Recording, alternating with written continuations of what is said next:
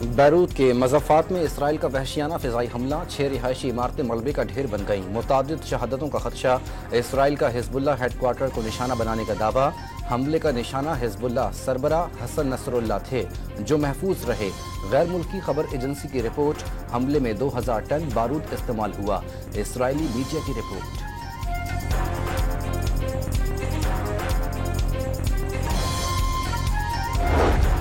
वज़ीर आज़म शहबाज शरीफ का अक़वाम मुत्तहिदा की जनरल असम्बली से गजा में इसराइली जारहात रुकवाने का मुतालबा वाज़ेह कर दिया। बच्चों का खून सिर्फ काबिज़ फ़ौज के हाथों पर नहीं, उन पर भी है जो मज़ालिम पर खामोश हैं।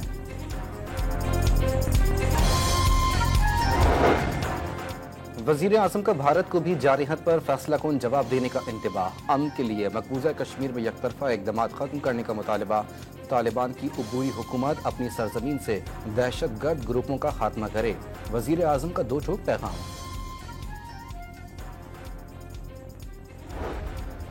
IMF ने नए कर्ज प्रोग्राम की पहली किस्त पाकिस्तान को दे दी। 1 अरब 2 crore 69 lakh dollar state bank को मौसूल हुए हैं।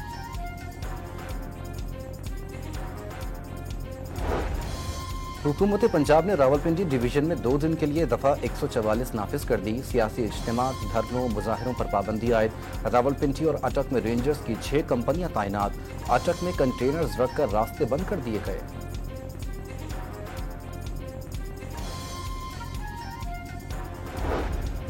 पीपल्स पार्टी के वडेरे सिंध पर मुसल्लत हैं। जमात इस्लामी सिंध को जालिमों के शिकंजे से आज़ादी दिलाएगी।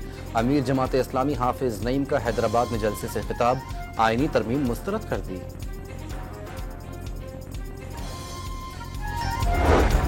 उमरकोट में डॉक्टर शाहनवाज कत्ल केस का मुकदमा सिंदड़ी थाने में दर्ज। DIG जावेद जसकानी, 2 SSPs और दीगर मुल्जिमान नामजद।